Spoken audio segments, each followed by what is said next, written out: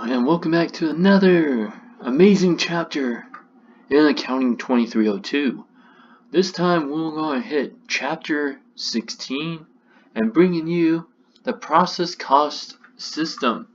Now, in previous chapter 15, we actually dealt with the job order system, which if you see on this graph, we have the comparison just like in chapter 15. Well, the job ordering system is more for custom/individual jobs and more custom work, so they have a higher degree of flexibility.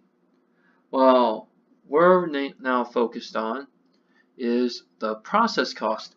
Now, with the process cost, you have to think about this mostly as assembly line stuff, the big factories, the ones that really can't change up their product very much. Like taking Coca-Cola and say that they are now a candy maker. They can't go too far. Okay? So there are individual processes, very homogeneous, just means they do the same products, and they're very high in production.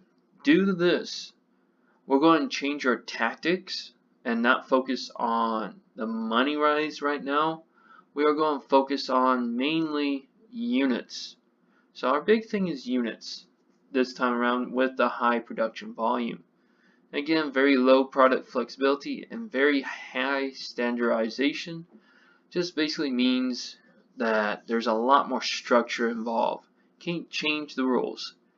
They can bend them a little bit, but you can't change them. So again, we're going to focus more on basically tracking materials, labor, and overhead costs for processes. So with that being said, the one thing that's going to happen, since we're looking at the processes and labor and overhead, the big three, manufacturing, since this is process, will each have departments or workstations or work centers, and these work centers are going to request their own direct materials and they're going to have their own direct labor. For this instance, they're going to each have their own work in process account during production. So this is going to show up when we get into the journal entries, but really that's how the process goes. As you can see with this graph, all these have to go into its proper, basically, WIP account. Now, each one will come out with their own cost too. This is the reason why we have this mostly, is since this is a process state and they are basically have their own ways of knowing the materials they purchase and labor, they have control of that. So if the company is showing a lot of cost in a certain aspect, they can trace it to the exact department and see if there's any way to basically make it better, cheapen it up. So because of this, there actually are in the process of accounting of the work in process going to finished goods. And so each department's going to have them in various stages.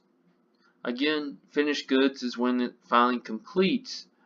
But for us, since we don't know when they have completely completed in their stage, we're going to have something known as equivalent units of production. These are going to be analyzing product costs of products that aren't finished. So these are not finished, and we're going to go through the steps of doing that.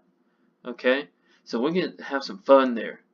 Really, I mean, it's probably the more math one that you're going to have, but you really, I mean, it isn't as hard as it's going to seem.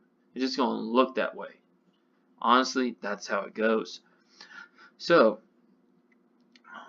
basically, equivalent units of production really shows how many units that could have been completing using the costs that we know that have incurred during that period. So we're going to have a certain percentage, and we're going to take that percentage, and that's going to be how many units they could have made how much are they completed by? And we're going to get into that and after this little example. So, our book deals with an example, the Gen X company. I don't know why it's called Gen X. They come up with their names. Maybe it's to that generation. Yeah, I'm considered a millennial, so I was born in the 80s, so yeah, I don't know what they get with the generations. Anyway, we're going to produce an organic trail mix called Fit Mix. Fit Mix is cool. They went with trail mix. We're going like Fit Bite. I think Fit Bite's cool. I think that'd be fun. Anyway, they are manufacturing a two-step process because we want to just keep it simple to show you what's going on. One is roasting and the other is blending. So again, we roast the peanuts and we blend them with the other trail mix stuff like Chex Mix and candy or whatever kind of other items we can blend into it. So our book really does give us a nice diagram, and you can actually look at how many different rooms there are, but our main thing is looking at the production room. This is where the work is actually going on. Sometimes the shipping, but that shipping has finished goods, so it's really not our thing right now. It's only this, so in the horseshoe. So from right here, you will notice departments are separated. They are in a work line thing, but they really are separate entities to themselves. They each have their own costs and their own labor. But out of the three, they do not have overhead separate. As you can see, if you remember right, overhead's all the indirect materials, indirect labor. It's also anything doing with the factory itself. So, with that being said, if I look at the factory and rent or utilities, they're using the same stuff, so they don't really get a say in factory overhead. We're going to use our predetermined rate though to actually calculate based on for each department, but they definitely don't have a say in that. It's all going to be allocated, and we're going to get into how to allocate overhead in later chapters and how to read the reports associated with doing that. But our main goal is just to get you aware of how process costing works. So with that, we're just going to focus on one of the departments with numbers, and that is going to be the roasting department. Ooh, time to roast somebody. Okay? So, this is going to come back to basically what's been happening with the department itself. We look at the beginning work in process. Again, we're going to look at units. So for us, our company worked 30,000 units. They had that at the beginning. They started 90,000 in April. So again, that's units started. They subtracted out 100 because again, we've completed those and they have been transferred out. They're no longer in process. Those are finished goods. And we're left with the ending work in progress of 20,000 units at the end of April. Okay, these four sections are very big and they help us out with basically all the steps we're about to do. So really know what these are: beginning, units started, units complete, and ending work in progress, ending WIP. Next thing is we're going to know basically the percentage of completion. So they broke this out to direct materials and conversion cost.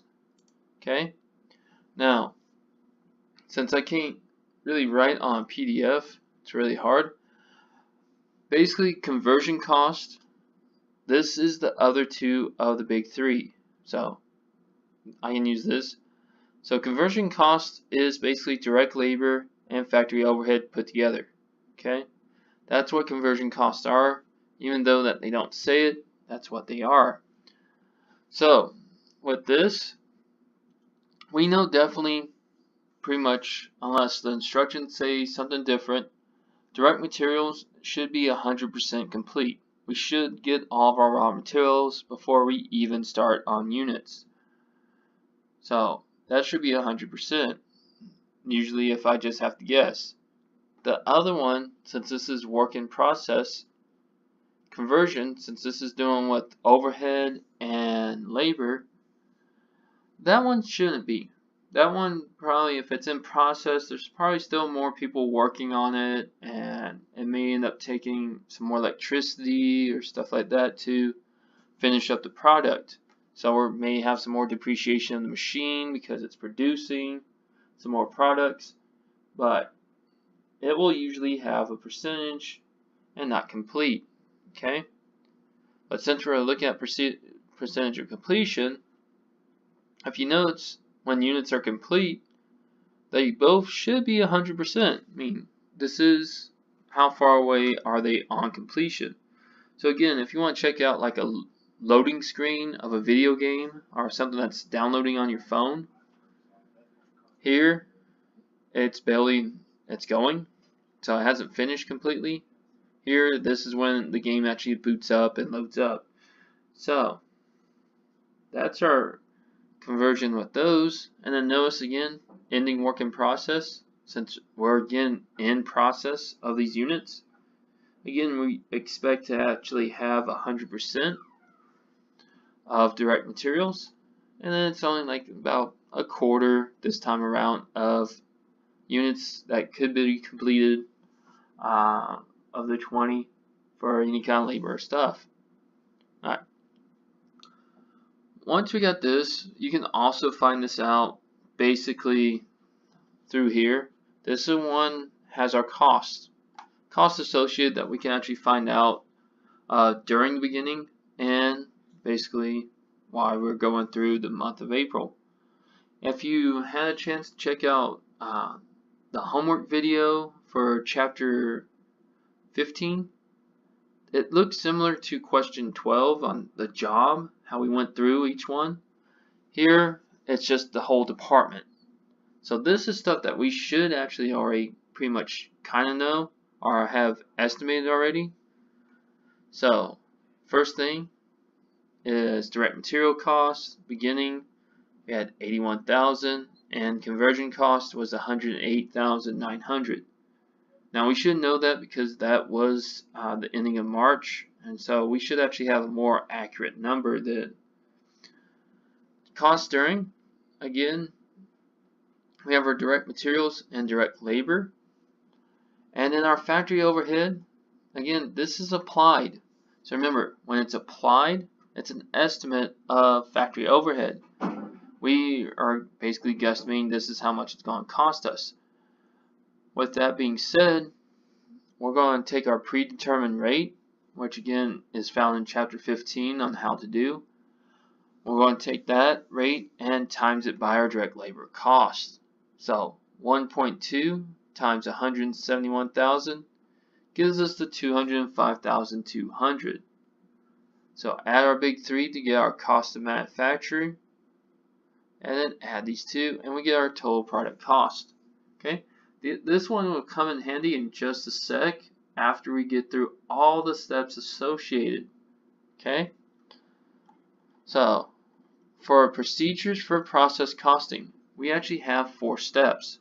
So it's a good 4-step program, not the one that you have to go to AA for and actually say your name and how many days you're sober. No, you're good enough. We only got 4 steps, and that's like a third of that program anyway, because I think it's a 12-step program. Here, it is absolutely not hard. It just looks hard on the graphics itself, but the process is fairly simple. Okay, so step 1, this is basically us reconciling of what units we started with to what units we've completed and are unfinished, basically our ending. So you're going to have 2 little words here, and they're really next to each other on saying, so you have to pay attention on that. So we have units to account for, or units account for, and then units accounted for. So remember, a little bit of past tense right here, accounted. So units account for, again, this is going to produce our beginning work in process and our unit started in the period. So if we went back up here, this definitely lets us know what happened. So basically we're adding these two together, and then we're going to add these two together, and they better come out to the same. So again, present came out to 120,000 units. Units accounted for will have units completed, and ending work in process. Again, we see 120 units. This reason why we do reconcile this a lot is mostly we want to protect ourselves from fraud.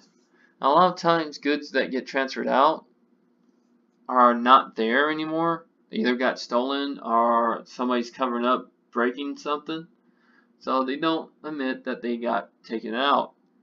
So of course this is a way for us to actually say, hey, everything's kosher, everything that moved through the flow is still accounted for, so we can move on to the next step. So I mean, for me, a good way to know which one's which, both of these to me are more present terms. There's what's happening presently through the process, and account is mostly a present tense term. Accounted for is usually past tense, means completed and transferred out. They've already been completed, which again is past tense, so they're no longer with us. And ending is another kind of like past tense kind of situation. Everything's ended, so we're moving to the next future beginning. So that's a good way. Or again, if you know this, if you can figure this out, just half it in two, and it works that way. Okay. Again, we just need these two to balance and these two to balance with no negative. Okay. Step 2. Once we figure this out and that they're in balance, we can now move to figuring out equivalent units of production. Again, this is basically how many units could they have theoretically have actually completed. And we do look at both direct materials and conversion costs. So we actually split them up, and we're going to look at in both ways. Okay. So again, using our example, we can see that we have transferred out units of 100,000 and work in progress at 20,000 units.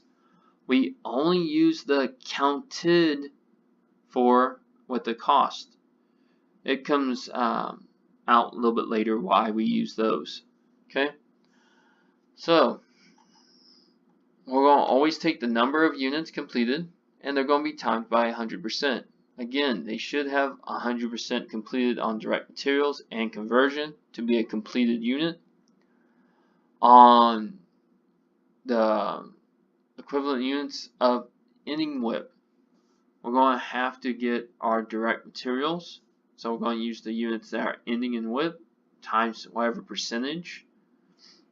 And then we're going to do the same thing with conversion. Take whatever units are times by the percentage completion. So here we have it done.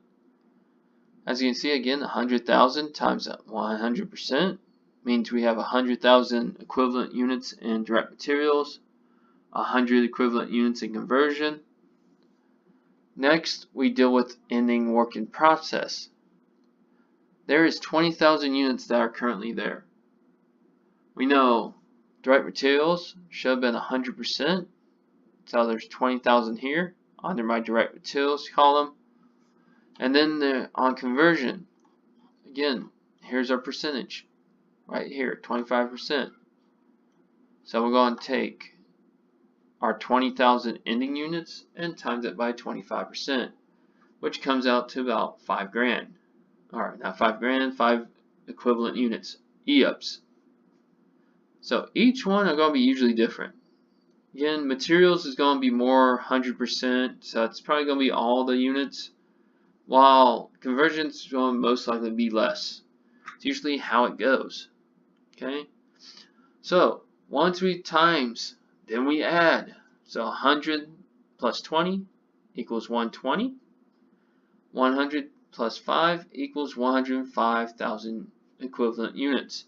So during the month of April, they could have theoretically, based on the cost of direct materials, could have made a complete 120,000 units. But on the flip side, conversion, using their cost, shows that they probably would have only made 105,000 if they actually worked and just completed those units. Again, they're in various stages, so conversion cost is going to be usually less. So once we figure those out, so we took our units for transferred out and equivalent units of ending work in progress.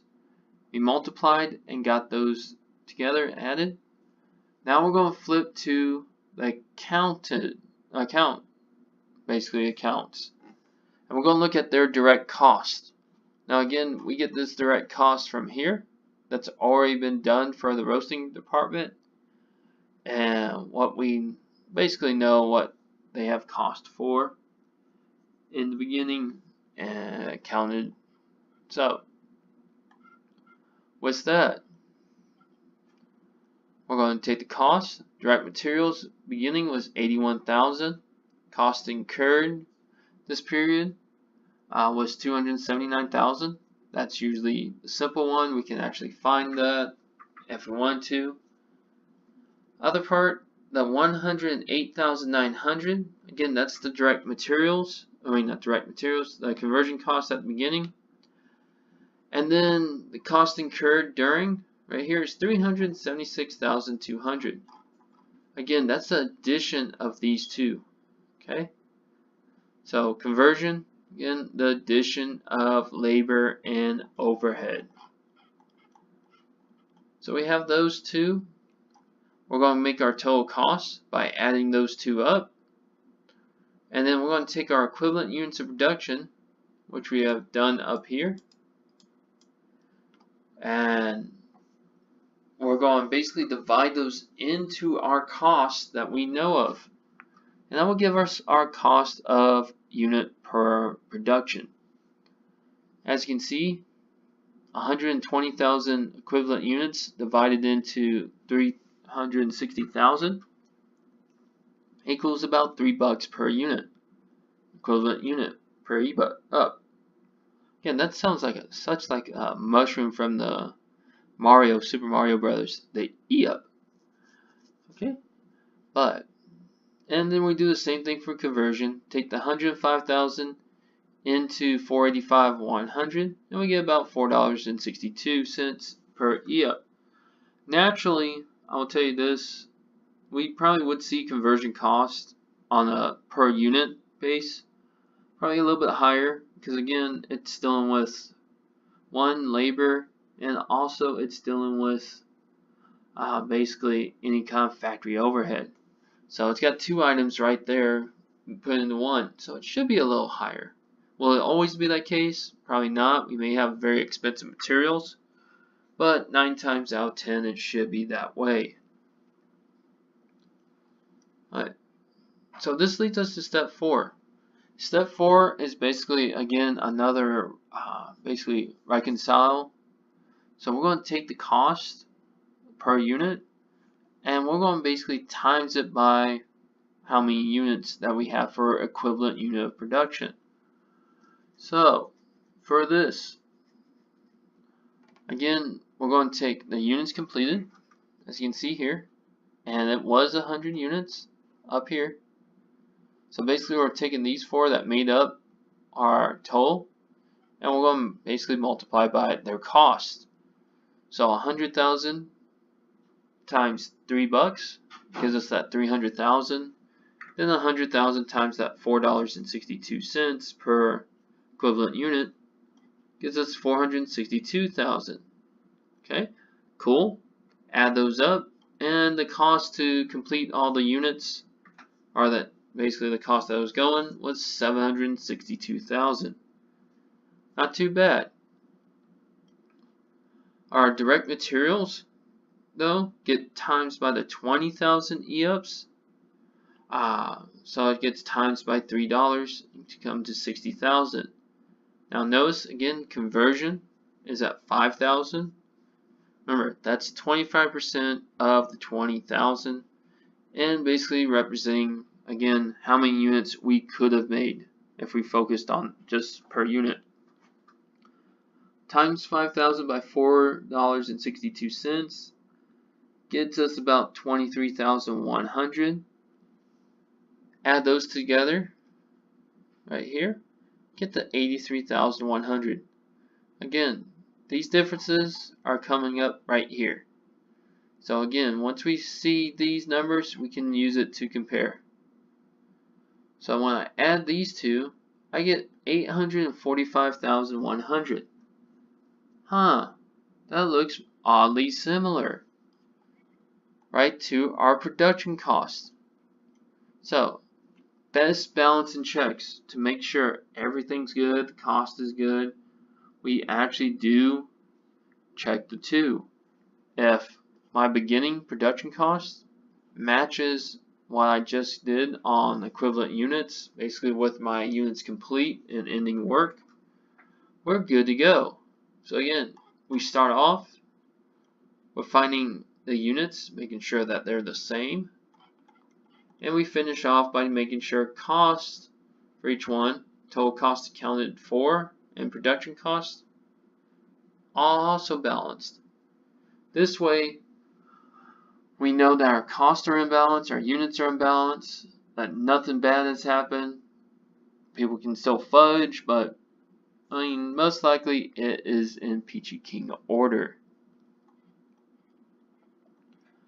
So, next part, again, we're going to look at the journal entries for departments. Now, they look roughly similar to Chapter 15's journal entries. I mean, almost to a T, except for like one difference. So again, starting off with materials, we're going to purchase our materials. So again, purchase our raw materials for factory use. We assume that we purchased 400,000 in this example. Again, we debit raw materials inventory for the exception or taking ownership of the inventory, and we credit accounts payable because we got it on credit. Now again, if we bought it completely in cash, that would actually be cash instead of accounts payable. Okay, so nothing big deal right there. Same thing. But now they requisition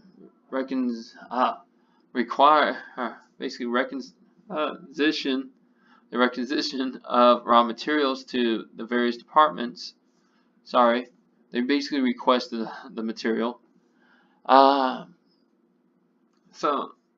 in the process, again, each one has their own unique direct materials that they need.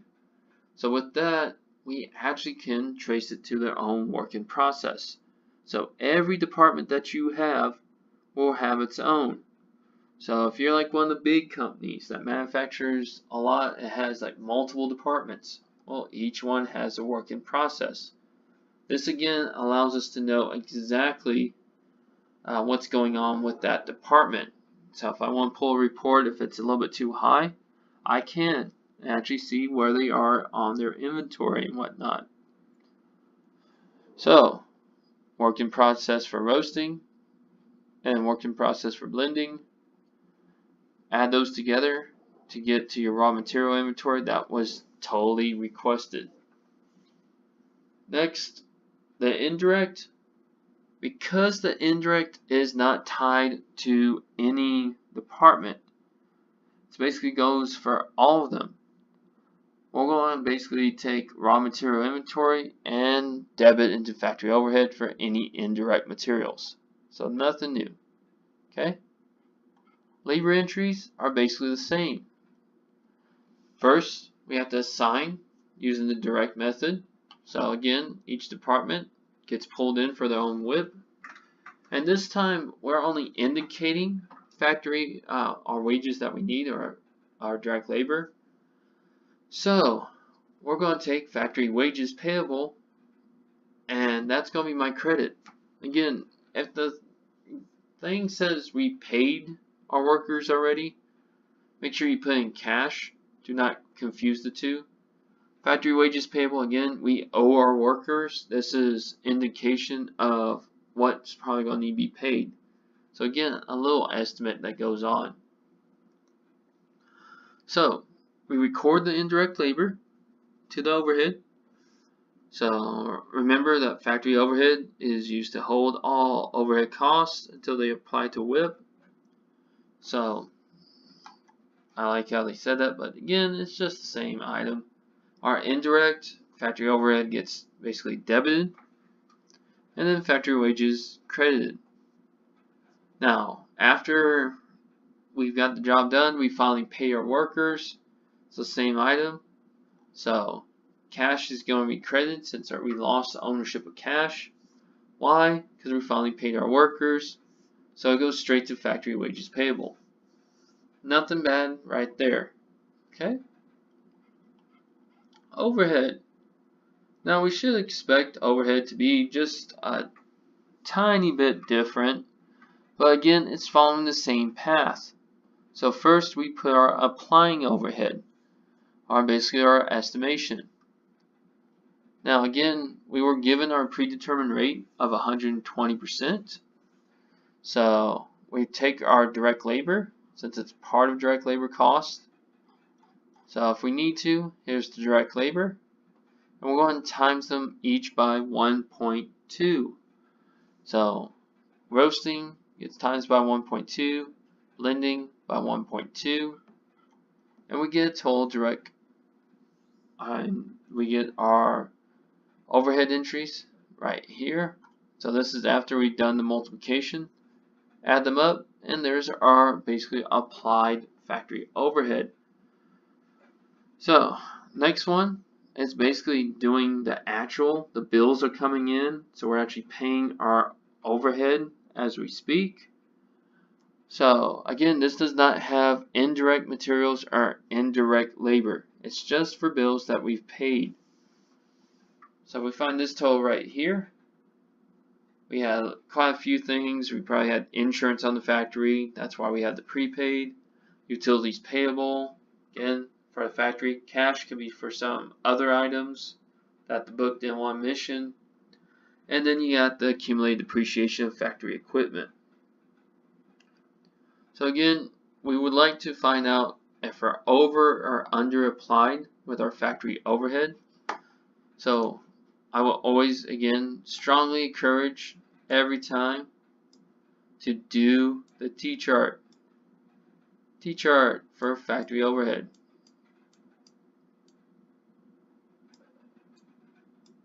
And I'm going to kind of shorten it up with my bad handwriting on a screen. Okay, and we're just going to find the numbers. So this is always how it's, I would strongly encourage to use the T-chart because it makes it so much clearer.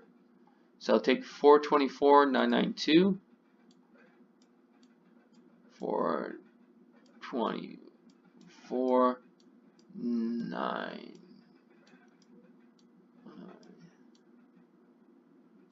Okay, so again, that's our applied. Applied is always on the credit. Actual is always on the debit side. So we know 262,400 was one.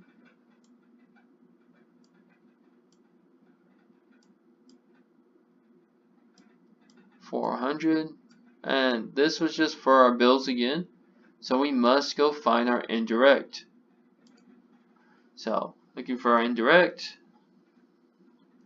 There we go. 78,350 is one. So again, using the T-charts, so it's 78,350, right? Yeah.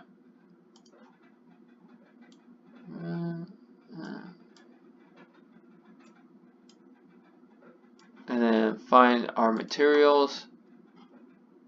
But yeah, using T-charts really does help a lot.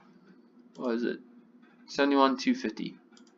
Okay, so I would do one just for the fact that's so really close at happen to do your factory overhead journal entry.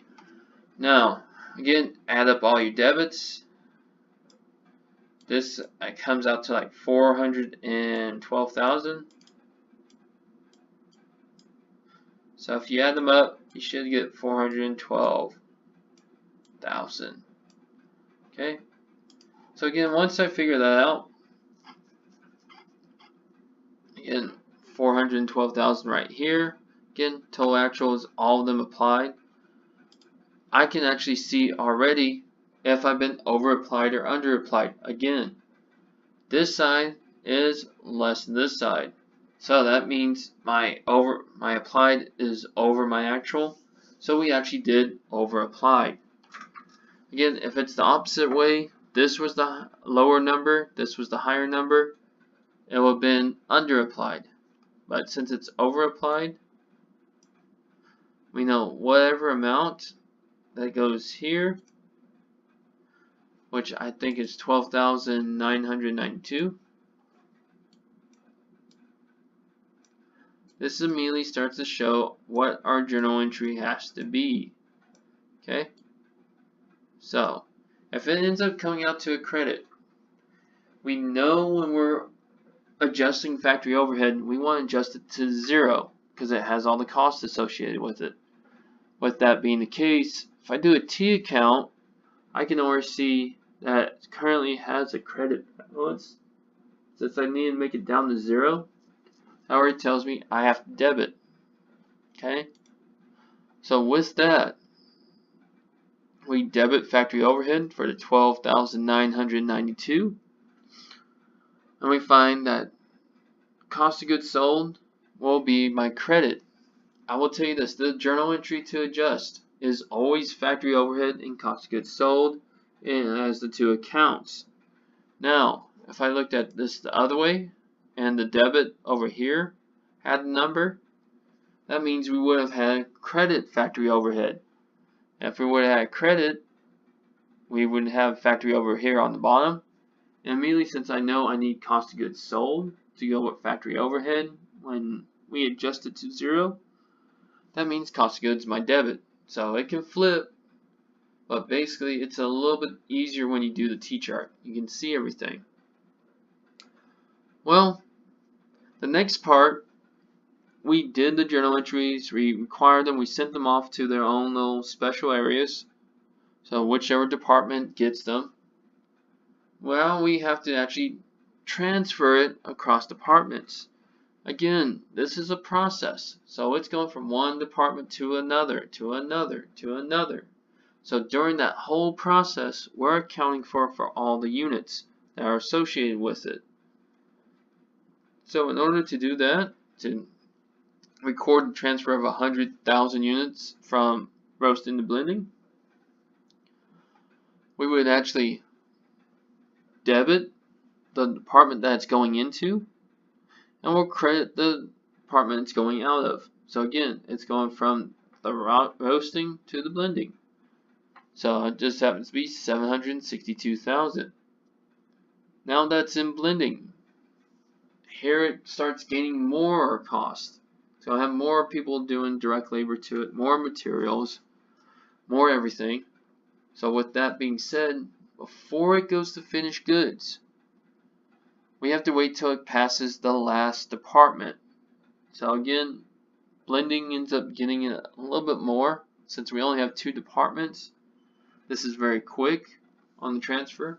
But if we had like 10 or 20, just imagine, imagine how many times we're going to have to do this journal entry, how much time it's going to take to track. They literally have teams that do just this if they're manufacturing. Okay? But once it has completed the last department, for us it's just blended, it now becomes a completed good. So now the cost gets to go to finished goods inventory. Like I said, it's completely done. So that's the good part. Next part, we just record the sale of finished goods to a customer. which again is simply whatever it cost us, and it's in finished goods. As you can see, it's a little bit higher because we probably saw more products than that journal entry above. So once it's out of finished goods, it's sold, we no longer have the ownership of that inventory. It then heads to cost of goods sold. And again, if you want to look at the sales one's not here. Again, that's just sales credited for the revenue, and we debit either accounts receivable or cash. Okay, so that will do it for chapter 16. Again, mostly the main focus is knowing how to do the process for the e-up. So again, go back over this. This is going to be your main focus, especially for the homework for this if you're in the class.